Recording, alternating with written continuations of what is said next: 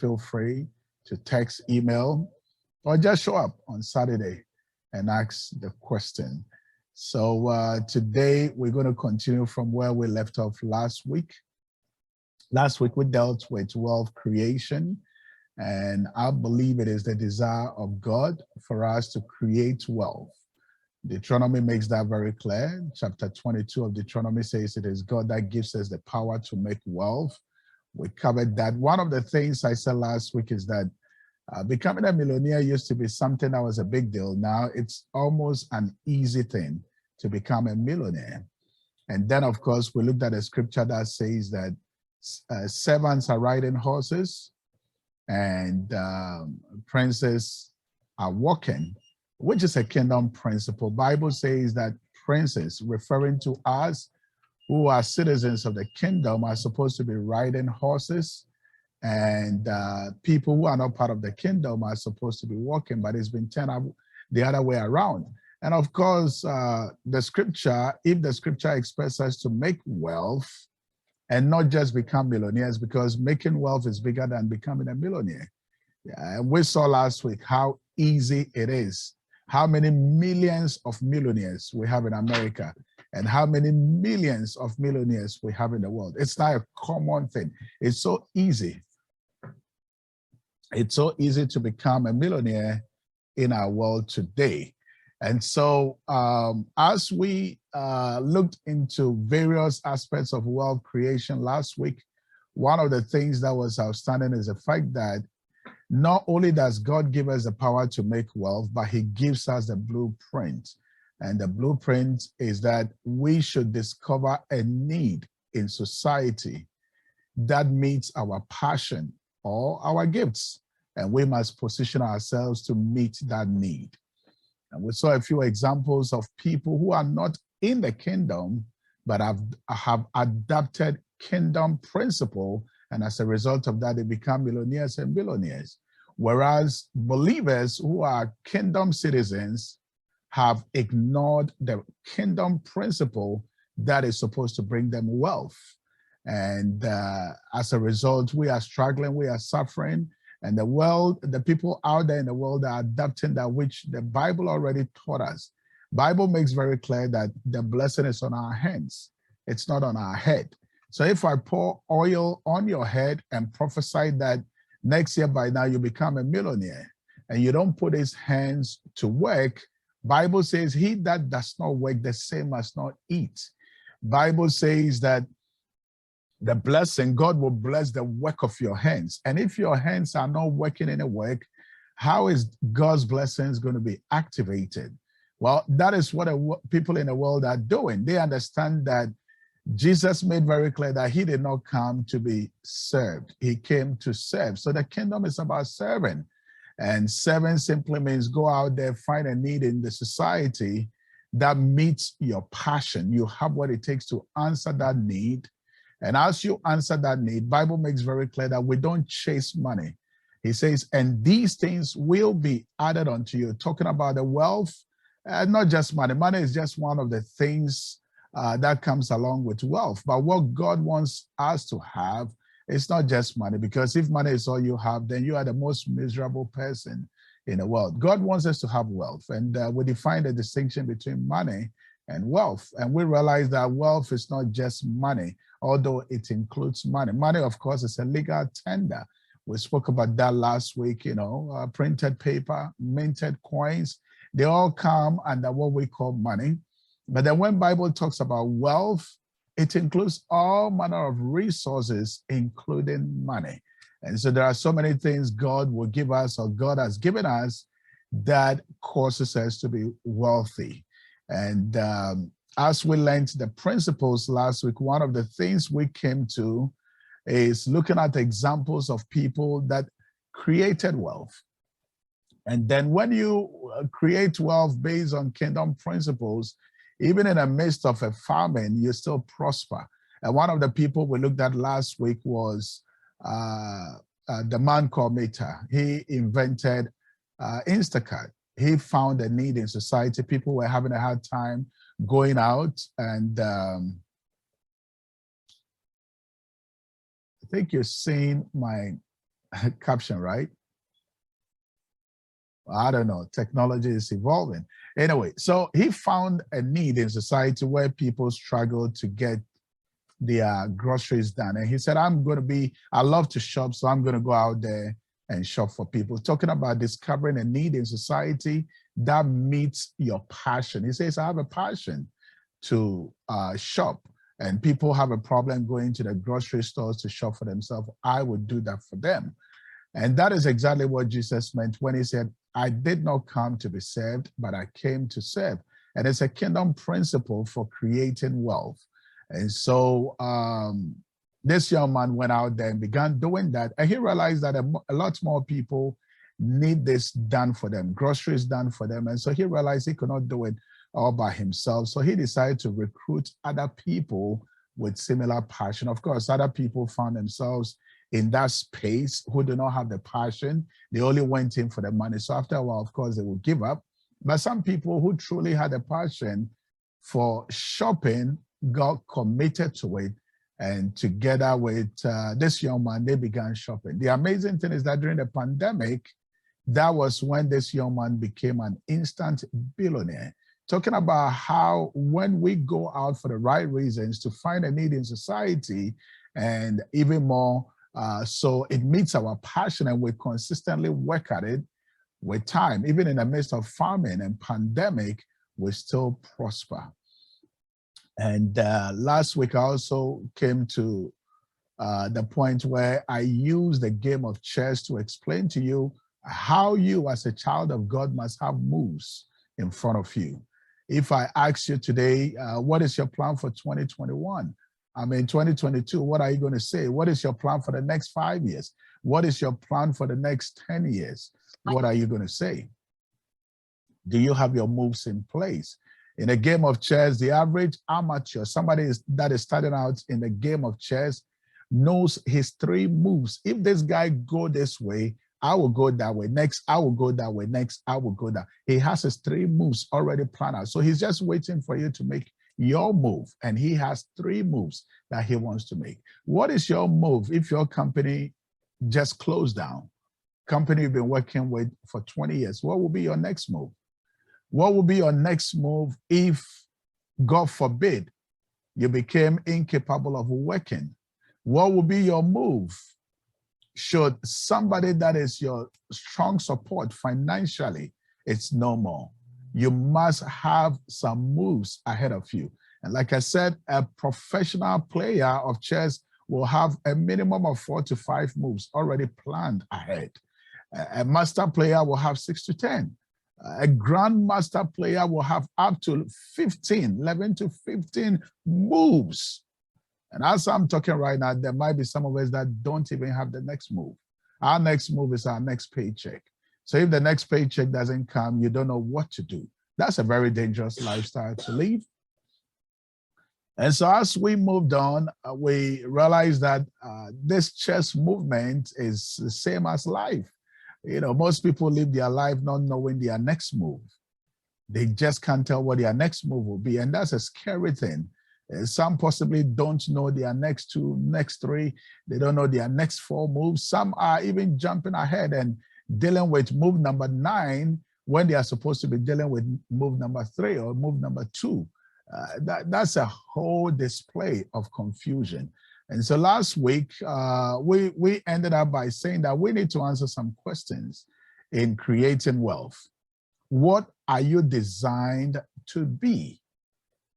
Everybody is unique in their own way. And these are 2 powerful questions we must answer before we can even begin to talk about wealth creation. What do you think you are designed to be? Throughout this class, we've spoken about what sends us into debt. We've spoken about the different types of debt. We've spoken about how to come out of debt permanently and live a life of financial freedom. But it's not enough to overcome your debt and walk away from debt. God expects you to now go on this road of recovery where now you are creating wealth. Remember, the Bible says that a good man will leave an inheritance for his children's children. It means that God wants you to be a partaker of the welfare of not just your children, but even your grandchildren. God wants you to leave enough wealth, even for the college of your grandchildren, if you will. That is what makes you a kingdom citizen. A man like David, even though God says your hands are stained with blood, so you will not build the temple, your son Solomon would do it. But because he had to fulfill kingdom principle, Bible says everything Solomon would ever need for the temple, David bought them and made them ready. But that is what a kingdom man does, a kingdom woman does, a man that is working his life according to the precepts of God's word. You live enough generational blessings. You must be the one that says that for the rest of our lineage as a family, there shall no longer be poverty. And God will grant your request like he did with Jabez. All right. So the next question we want to answer, beside answering the question, what am I designed to be, is the question, how do you want to create your wealth? This is where God wants me to go, but how do I want to get there? That is a question number 2. Because by answering this question, that is what puts you in the marketplace. That is what gives you positioning in the market. A good number of us still don't know what we want to do to create wealth. So we are all over the place. This week, again, like always, I do get this question. Somebody texted me and said, man of God, if a young person had $5,000 and wanted to invest, what would you tell the person? I said, to start with, there is no answer to your question, because for me, every dollar that comes into my life must come to meet a name. It means there is a name for that dollar that comes into my life. So the moment the dollar comes, I know what it's supposed to go towards. I know this is rent money. I know this is savings money. This is real estate money. This is college fund money. I already have names put in place. So any money that is coming is going to a specific name. Now, if you don't have a name to any dollar, then you will use any dollar that comes for anything. So you must create a name for it. So we began to go into goals with this young man. I said, what are your goals? And he was all over the place. And if you've heard me teach, I always talk about SMART goals. The acronym SMART, S-M-A-R-T. S simply means you have to be specific what you want. What is it that you want? Somebody says, I want to save some money this year. That is nonsense. It doesn't, what is some money? You have to be specific. How much do you want to save? I want to save 10,000. Now you're talking. That is a goal. If you tell me, well, I want to increase my prayer life, that doesn't make sense. I want to be able to pray 15 minutes every day this year. That is you being specific. A goal that has no specific to it is no goal at all. So whatever you want to do, you have to be specific, from the acronym SMART. And then, of course, the next letter is the word M, which is measurable. It means whatever goal you are setting must be measurable. How do I know, even if I'm achieving or accomplishing a goal, if I cannot measure it? If I don't put a number to it, a date to it, a time to it, how do I measure it? So my goal, for it to be a goal, must be specific, number 1. Number 2, it has to be measurable. Measurable because I said 10,000. And 10,000 simply means that if by August I haven't saved $200 and I set out to save 10,000, I can measure and know that, look, either I'm not going to be able to make it, or I have too less of a time to get that 10,000 accomplished. It's measurable. And only that, the A in SMART is attainable. You don't just make goals because you're a man of faith. You make goals that are attainable. Well, if you are not working, or better still, you are making $400 a month, meaning you are making $4,800 a year, and you want to save 10,000, I don't know how that is attainable. You could have all the faith you want to have, but then I don't know how that is attainable. Either you're going to rob a bank, you're going to do something illegal, or you plan to get into lottery or do something that would bring you unrealistic returns. But if you are making 4,800 and you want to save 10,000 at the end of the year, that is unattainable. So your goal must be specific, it must be measurable, and it must be attainable. And the R in SMART is realistic. Be realistic with yourself. You make $1,000 a month and you say you're going to save $800 a month when you have a rent of $1,500. that your salary a month can barely even catch up. You got to be realistic with yourself when you set goals. When you say this year, I'm going to pray 2 hours every day, when you've never prayed 10 minutes a day in your life before. Bible honors faith in little places. If you've never prayed for a migraine to be healed, and suddenly you are like, I'm going to Jacoby and I'm going to pray for the people in a sick bed. Faith in little places. God says, do not despise humble beginning. And so again, you got to be realistic when you set your goals. And of course, the T in SMART is time. Put a time to it. I want to accomplish X, Y, Z at this time. That is when your goal becomes accountable. You become accountable for what you said. So in answering this question, what are you designed to be? How do you want to create wealth? This is what positions you in the marketplace. All right, we're going to move on, and I want to share a few things that would interest you.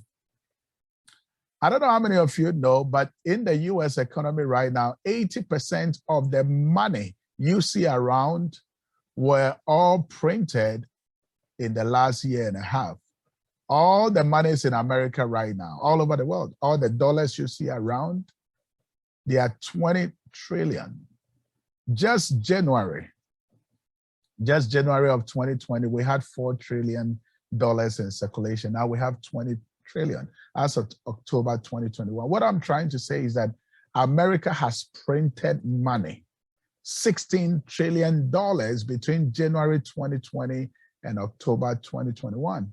That's a scary thing. I know some of us, it might not mean much to us, but I want to explain to you what the impact of that means. Back in the days when you printed money, it was backed with gold. But now, people just print because they need money, and it's backed by nothing. It's backed by words. So America has printed all this money between January of last 2 years and October last year, $16 trillion. What that simply means is that the money printed in this period, which is less than 2 years, is more than all the money we printed from the time of independence, 72 till January of this year. What we printed in just this less than 2 years is 80% more than that. Now, that is a scary thing. And I'll tell you why it's scary, because there is too much money in the system right now. It's the reason why the real estate market interest rate is not going up, because there are a bunch of people. Maybe you and I need mortgage to go buy homes, but I tell you what, there are so much more people out there with cash looking for homes to buy. It means it causes what in economics we call demand pull inflation, which simply means that too much money chasing few goods. When there is too much money chasing few limited goods, it causes what is called demand pull inflation. Prices rise up. You go to Home Depot, plywood that was being sold for $10 possibly is now being sold for $18.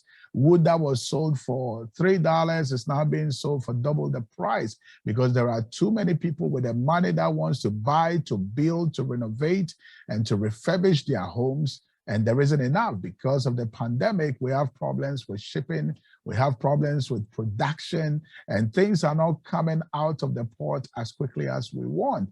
Now you go to the car dealership, they are begging you to trade in your car because their car lots are empty. They don't have cars to sell because everybody is backed up with production. What am I trying to tell you? I'm just trying to tell you that one of the things that has happened beside inflation is even unemployment. People have so much money, they don't even want to work. People are not motivated to work. I want us to have a good understanding of what is going on in our economy. There is too much money in the system. There is high unemployment. There is inflation. Prices are hyped up, and interest rates on lending is low because nobody even wants to lend, because a lot of money has been thrown at people. People that couldn't even pay their rent for a whole year have had what is called the ERAP, Economic Recovery Assistance Program, where if you owed 1 year rent and you couldn't pay because you were unemployed, the government just cut a check for the landlord. And the other way around, as landlords, if you had a tenant that hadn't paid for 6 months, you could apply and the government will pay for them. And in return, they will tell you that you cannot evict them. And so all these monies are being thrown to all kinds of problems, giving money to people, which is causing people not to be motivated to work. But this is what I want you to understand. The reason why I brought all these things is because of this reality. Those people that were ready for this season began to experience inflow of cash. And here I'm getting into preparation, because if you are not prepared, we can talk about that cliche, kingdom wealth transfer. We say it all day. There is a wealth transfer coming. It could come all day, but are you positioned? Are you prepared? Remember, I said those two questions, if you answer them, it positions you in the market. And the big question is that, are you even prepared for kingdom wealth transfer? Because every day is kingdom wealth transfer. The reason why we are not experiencing it is because we are not prepared. The question you would even ask yourself is that how many believers would even attend a class like this and even value it and understand the need for a class like this that prepares you for positioning in the marketplace? So number one, those who are positioned during this pandemic experience cash flow. An example is the inventor of Instacart. He became an instant billionaire. Why? Because a lot of people had money. They didn't feel like going out to do the grocery. He was positioned to do the groceries for them. And what happened? He raked in the money.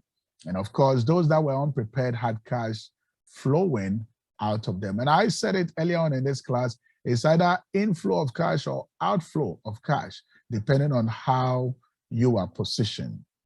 So let's answer the question. And like I said, answering this question will position you in the marketplace. And what is the question?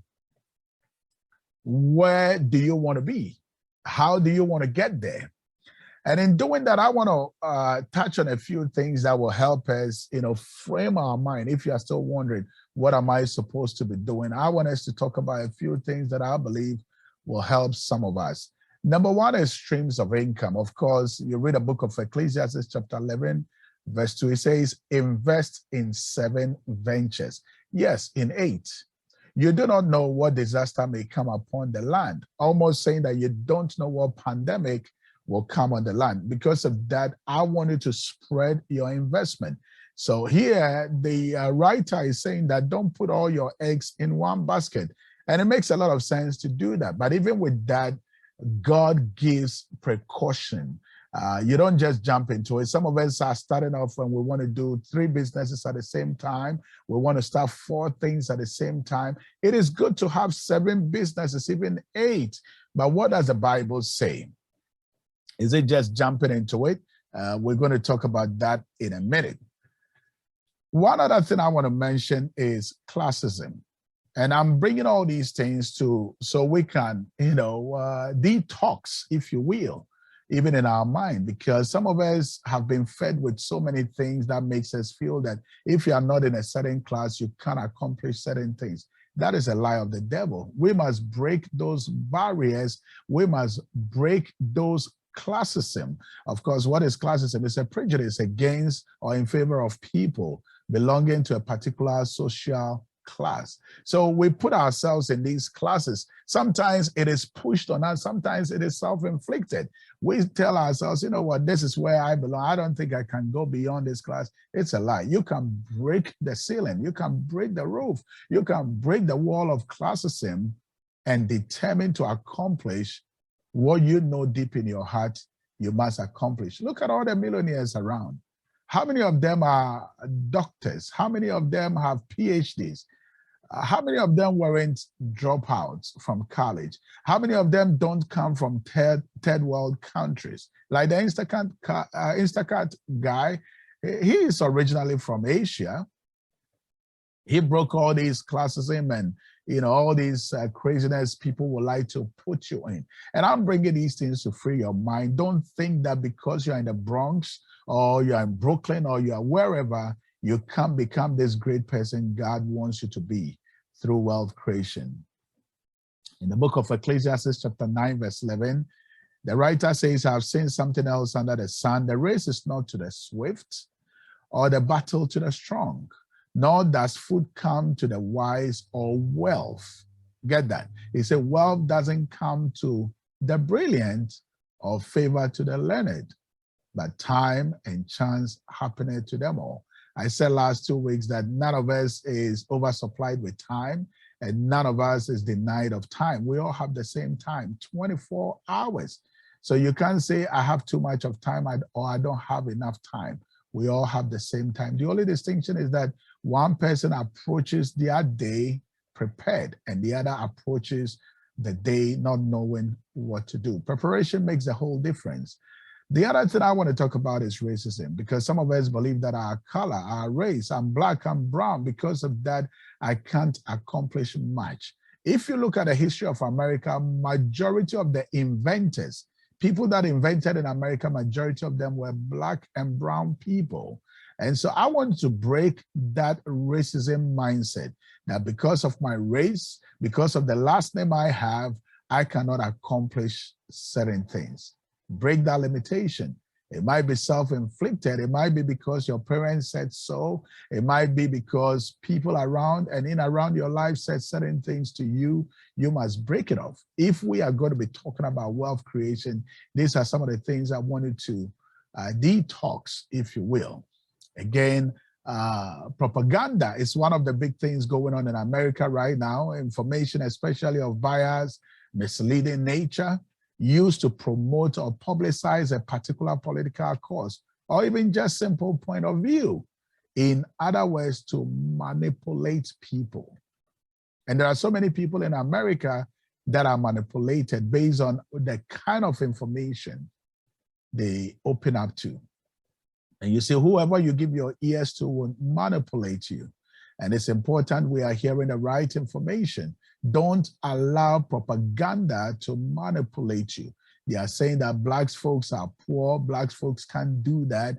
All these kind of crazy propaganda must never be allowed into our mind and even into our heart. The next thing I want to talk about is gaslighting. We've heard that so many times being used. And sometimes when I hear news readers or news journalists talk about people gaslighting whilst they themselves are gaslighting, I laugh. You know why? Because gaslighting is so manipulative that even when I'm talking about people gaslighting and I'm gaslighting, you don't even recognize it, because the goal of gaslighting is to make you doubt yourself.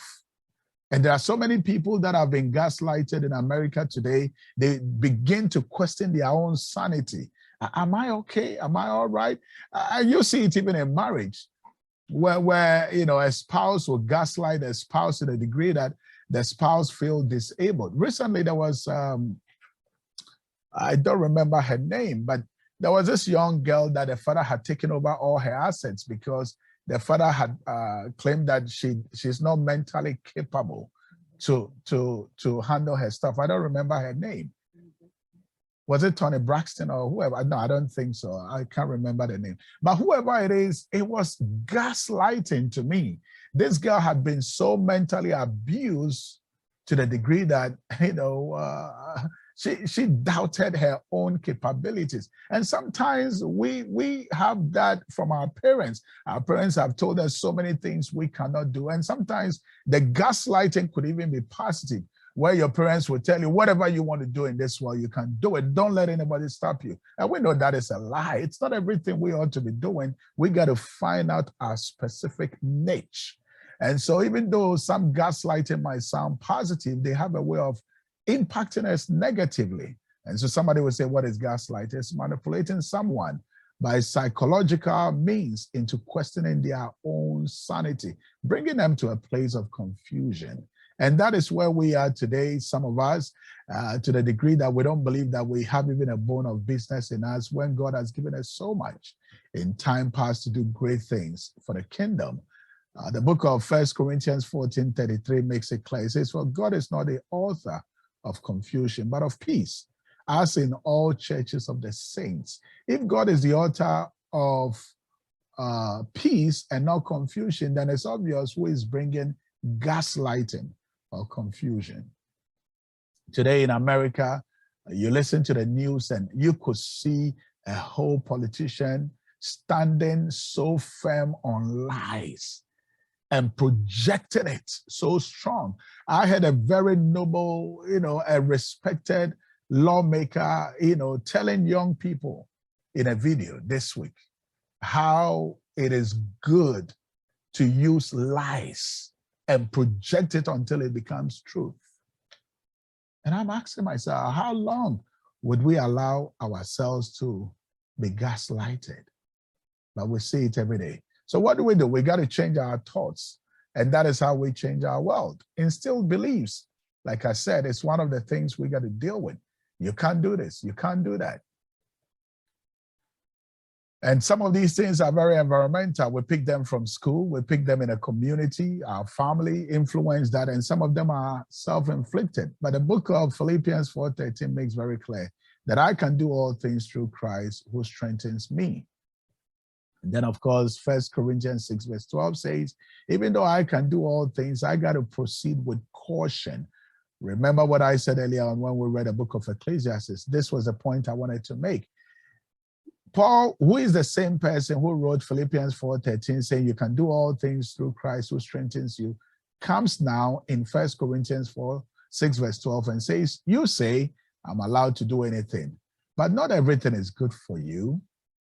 And even though I am allowed to do anything, I must not become a slave to anything. It means we must pick and choose our battles. We must pick and choose how we intend to create our wealth. We are not going to create our wealth the same way. Yes, we all have the potential to create wealth, but everybody is going to create their wealth uniquely. So the first thing I want to share with you is that if you want to create wealth, learn to convert bread to seed. What am I talking about? A farmer divides their harvest into two. A portion goes into the next season to sow. It is called seed. A portion goes into enjoying, eating with his family. In that same way, when you receive your income, a portion must go into investments and a portion goes into your daily upkeep. The portion that goes into your daily upkeep is the portion that you use to pay the rent, the car notes, the mortgage, the student loan, the credit card bills, the cell phone bills, the utility bills. That is bread. Bread is meant to be eaten. The portion of your income that goes into your savings account, your mutual funds, 401 IRA, goes into the account open to buy the rental property is what we call seed. And so if you want to be a great wealth creator, you must learn how to cut back on the cell phone bill, cut back all the bread, all the expenses, the unnecessary shopping of clothing, shoes, and fashion, and what have you. Cut back on that. And those portions you cut back goes right into seed, investment that you sow in the next season. Ecclesiastes chapter 11, verse 1 makes that very clear. It says, invest in 7 ventures. How am I going to do that if I don't convert bread into seed? I don't convert my bills, money I'm spending on bills, into places where I can invest. So convert your bread into seed, convert your bills into investment. Focus on investments. And here, we shouldn't be sidetracked by the fact that the Ecclesiastes says we can invest in 7 or 8 businesses. There is a way to start. And God tells the children of Israel, who were primarily in an agricultural environment, he says in this scripture to have focus. It means even though I intend to have 7 businesses, I must start off humbly with 1. Don't get overly excited and launch 3 businesses at the same time, 1 at a time. And find your core place.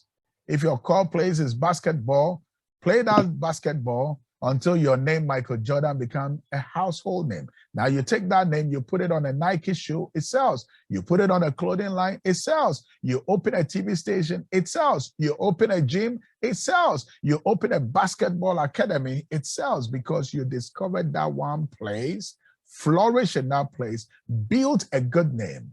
Bible says a good name is supposed to be what? Desired over every other thing.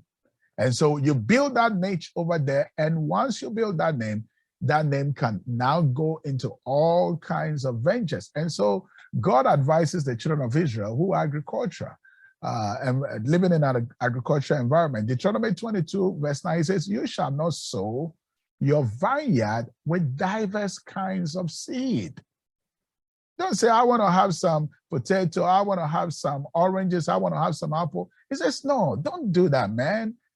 Take one seed at a time. He says, you shall not sow your vineyard with different kinds of seed. Lest the yield of the seed which you have sown and the fruit of your vineyard will be defiled. In other words, you would overly stretch yourself to a degree that you make nothing. Your harvest will be so limited because you have overstretched yourself.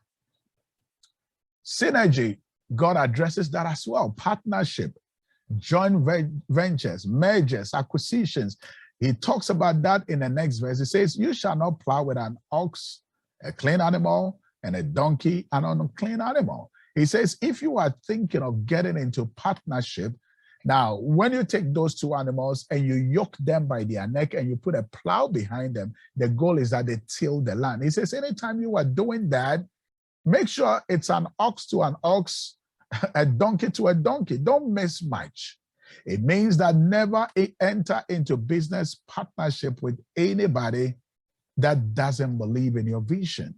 It means that that person must be a believer of where you are going. Because if you want to go that way and that person believes that we got to be going that way, then you will take 3 steps forward and that person is going to pull you 7 steps back. So you got to be sensitive who you even enter into partnership with. If what you are thinking of doing requires synergy, it requires joint venture, it requires some kind of partnership, you must make sure that this person is in alignment with where you are going. And God addresses synergy as well. Now, we got to answer the question. Like I said, answering this question positions us in the market. Wealth creation. What are you designed to be? What do you think God designed you to be? How do you want to create that wealth? And that is what is going to position you in the marketplace. And I know some of us, our minds are all over the place. So I'm going to help you with giving you a few examples to help you unravel who you were designed to be. And that way you can now begin to find your path to the place where you want to be by wealth creation. All right. Some of you are naturally entrepreneurs, and you will say, who is an entrepreneur? An entrepreneur is an individual who creates a new business. Some of you just have that. Could you be that kind of a person that has the ability to create a new business from scratch? And next week, I hope some of you that have done that will share your experience with us. You know, how you did it, so that those of us that are thinking of going that route will begin to learn from your experience. I personally have that passion. I believe I'm created, and that is how I am supposed to be positioned. Are you an entrepreneur, an individual who creates a new business? And understand that when you create that kind of a new business, you bear most of the risk. And not only that, you enjoy most of the rewards as well. That is what entrepreneurs do. Entrepreneurs are commonly seen as an innovator. They come up with a new concept. They're a source of ideas. Don't think that anybody is going to chip in ideas. You must be the one chipping in the ideas to keep this wheel revolving. And they could go from anywhere from goods to services, tangible and non-tangible products. And they put on all the A to Z of the organization. Do you think that is you? Are you meant to be an entrepreneur? That could be something worth looking at. And of course, if you have further questions, next week will be the day to ask questions about entrepreneurship. And of course, we have people that are also meant to be inventors. You just have the eyes to see a need. You look at certain problems and you're like, man, I think we got to find a solution to this problem. And suddenly this begins to bubble in your heart until you finally get to a place of inventing something that deals with a problem. And I tell you, there are some of you listening to me, it's in you. You've discovered a problem and it's in you. You just possibly don't know how to go about it.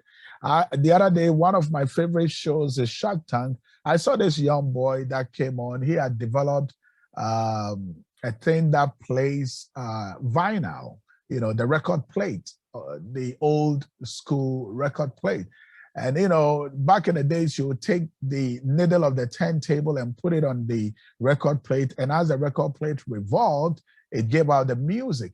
But this time, instead of you having the traditional, needle that you put on the vinyl, he went to live in China for almost a year, developing a concept where instead of the record plate moving, his device rather moved. A little device he did. You put it on the record plate and it moves on the record plate, and he connected it to Bluetooth and it's giving the music. How did he do it? He realized that the gramophone or the player of the record plate or the turntable was too bulky. And he's like, you know what? I have a bunch of record plates. When I meet my friends, I want to be able to take 10 of them, come to their homes with them without bringing my turntable, but rather I would just put the record plate on any table available in the house and put my little device on it, put on all the Wi-Fi speakers and have that little device move on the record plate and give out music. He discovered a problem in society, and he went to live in China, brought all these innovators around and said, this is my idea. What can you guys do for me? And they were able to put it. That needle that was on the device for the record, he took it off and created something that had a Bluetooth capability. And guess what? For me, the saddest part of it was that he came to this show and these people were going crazy. When you don't know what you're about, these sharks will eat you alive. These sharks bought the entire right from this boy, gave him $1 million, gave him a six-figure job for 2 years. They said, you know what, we're going to buy this for $1 million from you, and we would employ you to manage this company for 2 years and pay you six-figure for 2 years. And after that, anytime we sell this product, we will give you $1. He was all excited, and he gave his birthright away. A young black brother, he gave it all out. But some of you are listening to me, your ideas, you might think it's insignificant, but you'll be amazed how far God has dropped that thing in your heart. Maybe you're a mom, you've seen the way food is prepared in a kitchen. There is something that could be done with packaging that will make it easy. And that might look so simple, but inventing that thing can instantly cause you to be in a place of massive wealth creation. So are you an inventor? I don't know. If you're not an entrepreneur, possibly you're an inventor, and it might be time to think about that. Some of you just want to be CEO. You just want to be in that organization, be the head. You want to be the top person in that organization, and you want to be responsible for implementing existing plans and policies. There are people that just want to work all their life till they die. They don't want to do anything besides working. They want to climb the corporate ladder. Maybe that is you. I don't know. Or you want to be a founder of an organization or something. The CEO is ultimately responsible for the success or failure of the organization. But unlike a founder is a person who establishes and creates something. Maybe it's in you to create something. You want to found something. That may be you. That may be your path. So we answered the question. Some of you just love to sell. In fact, some of you, given the opportunity, you can sell snow to somebody living in an igloo. You can sell snow to an Eskimo. You just have the skill. You have that ability to sell anything. And that is what you think you are called to do. Then, of course, you want to move to the next level. What am I supposed to be selling? Of course, you can't be selling everything. If that is what you are created for, that is your passion, you want to go out there and be able to connect people to goods and services. Maybe that is your passion. There are people that are influencers. They just have what it takes to influence others. Maybe that is what God has given you. And that is how you are going to create wealth. There are people that just talk and make millions of dollars. Maybe you're an influencer. Maybe you're going to be a YouTuber. You're a social media, advocate. You just have what it takes to go out there on social media and create 1 million followers. Maybe you are the type that the moment you say, you know what, you are just, what do you call it, Dr. Oz, or one of these big names out there, the moment you come out and say, this product is good, millions of people jump on it. You don't know, but there is a way to get there.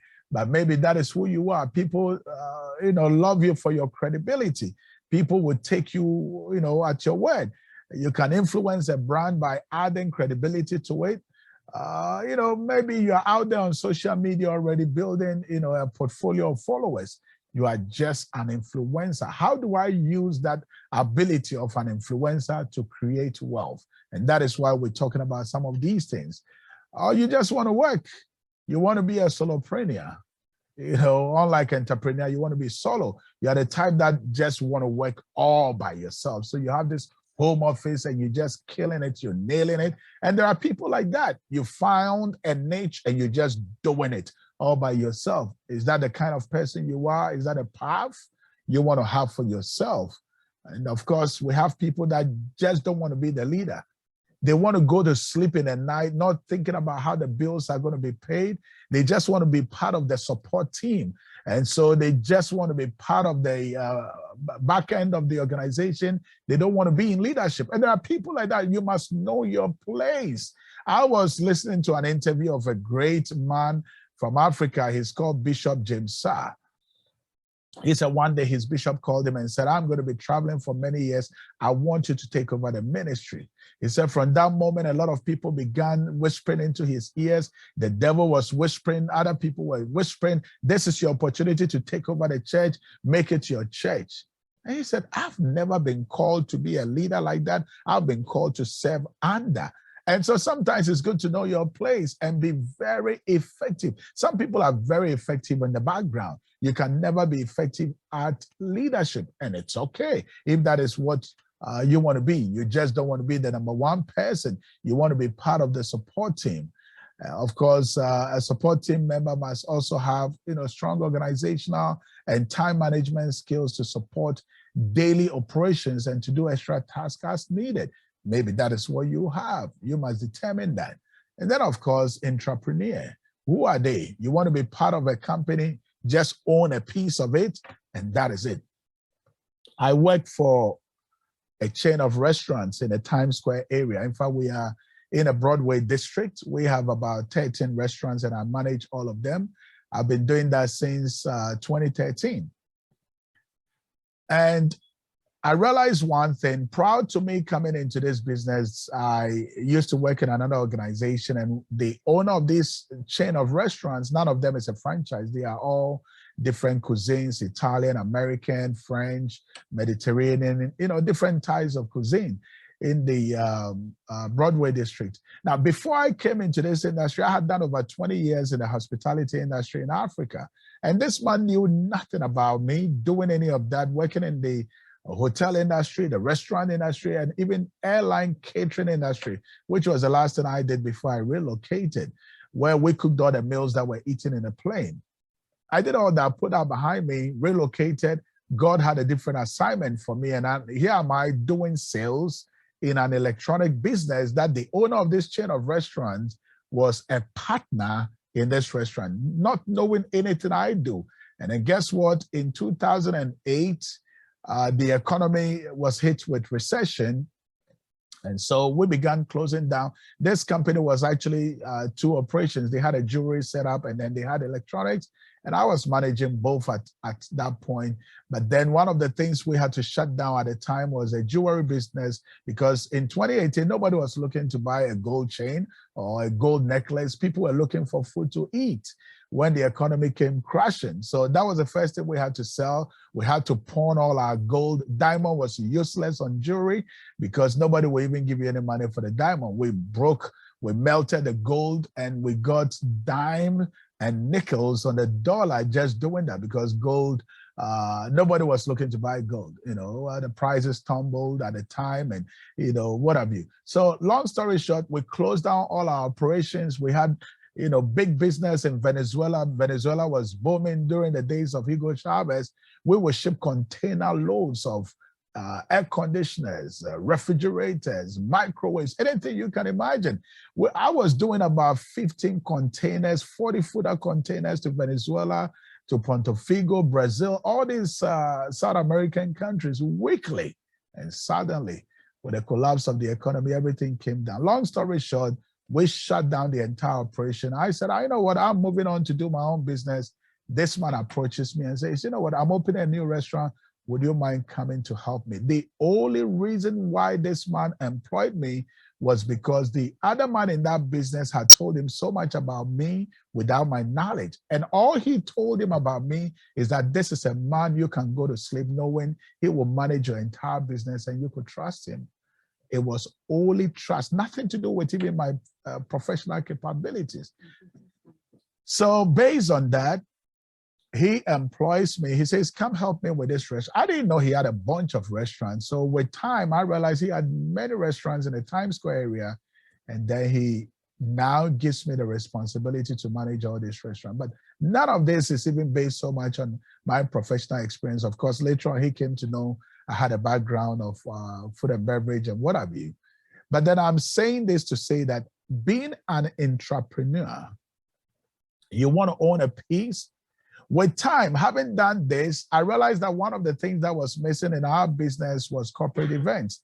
So guess what? I went out there, began to solicit for corporate events. So all the huge banks, talk about Morgan Chase, talk about Bank of America, talk about Citibank. I began going after their businesses and hosting their end of year parties. I'm talking about parties. Some of them are 400 to 700 people showing up for a party that brought in several tens of thousands of dollars. And sometimes we didn't even have the space to host them. And I'm talking about events that span, you know, when you talk about something like JP Morgan, they have about 10 different groups of people, and each group is about 700 people, and all of them have maybe credit department, you know, private banking, corporate banking department, and these are huge departments within Morgan Stanley, and they will come and do their events, and you're talking about huge. And I was doing these things. I'm not asking for pay increase. I'm not asking for anything because I want to be an entrepreneur. So now here comes a point after doing this for so many years. Owner realizes that this guy has brought value to my business. So we're not going to talk about salary. We're talking about I want a share of the business.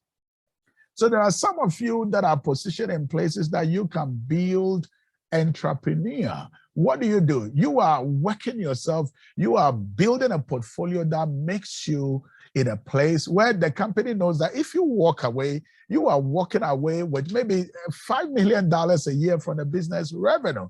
So they will rather want to give you 10% of the business than have you walk away. And in fact, even if you were to walk away, they still want to maintain that 10% share for you because they know that your absence, you will still ensure that these businesses come to them. Now, that is value you bring to the company. And maybe you are that kind of a person that don't want to own everything by yourself. You just want to be an entrepreneur. And I said an entrepreneur is acting like an entrepreneur within an established business. A manager who creates new business. And that's exactly what I went out there to do, or ventures within the organization. And you could do that and create value for yourself. And in doing so, creating wealth. All right. The question I want to ask you is that whatever you are thinking of doing and how you are thinking of doing it, how clear is your vision? How clear? It's a question we got to answer. Because you can say, this is my vision, but how clear is it? If I ask you to tell me your vision in 20 seconds, can you articulate how clear is that vision? Well, how clear are you about who you want to be and the life you want to live? How clear are you about it? Are you still confused about it? Now, confusion will not cut it. You got to be very clear about it. What do you want to do? I just gave you a few examples of your route, how you could proceed. And I want to believe that this coming week, some of us will sit down with this information and have a clear-cut vision, not scattered vision. I want to do a little bit of that, I want to do it now. Have a clear-cut vision. And all you need is one, not two, not three, not four, just one clear-cut vision of what you want to do. Scattered vision will not cut it. Now, the other question you need to answer is that you must be able to ask yourself, what is the cost of this thing I want to do? How much is it going to cost me? Is it going to cost me 3 hours every day of my family time or my sleep time? Because some of us are excited, I want to do this, but you haven't even thought about the cost. It is when the cost shows up that some of us fizzle out. We give up, we walk away. I don't want to do it. I don't want to pay this price. Now, think about the cost of what you want to do. I want to invent, but do you realize that you need to register your patent? You need to register whatever you want to invent, and you need to have invention lawyers that will cost several tens of thousands, maybe. Do you know the cost of what you want to do? Because most of the time when the cost shows up, that is when we give up on our vision. But you want to have all this at the forefront. What is the cost? What do I want to do? How clear is that vision? What is the cost? Well, I want to have 20 rental properties, but what is the cost? You don't even have a credit. How are you going to access mortgage? And you are not doing anything to fix your credit. How are you going to access the mortgage? Oh, God is going to do it. I feel the anointing. I feel the Holy Ghost. This is my season. My breakthrough is coming. No, you acting out foolishness. What is the game plan? What is the vision? How clear is it? And what is the cost? All right. If we know the cost, the next question we want to ask is that, am I even willing to pay that cost? Am I willing to pay that price? Because knowing the cost or the price is not enough. The bigger question is that, am I willing to sacrifice 3 hours of my sleep? One of the things I'm determined to do this year is to write 5 books. And guess what? The moment I entered into the year, I began aggressively writing. 2 hours every day of my night is going into writing. God has given me so much that I believe that it is time to document it. The question is, are you ready and are you willing to pay that cost? For me to write those books, I got to take 2 hours of my sleep time to do it. Are you willing to pay the cost? How does the thought of what you want to do impact you? This is the last thing I want to leave with you. How does the thought of what you are thinking of doing impact you? The fulfilling. You thinking that this is where I'm going to start and I'm going to end here. You thinking about when it's all done. How does it impact you? Does it trigger something within you?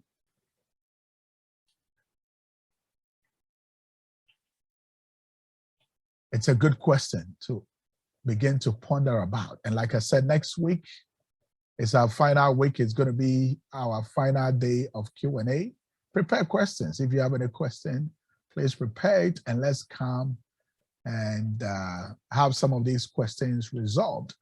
So with that said, I want to give 5 minutes. If anybody has any question,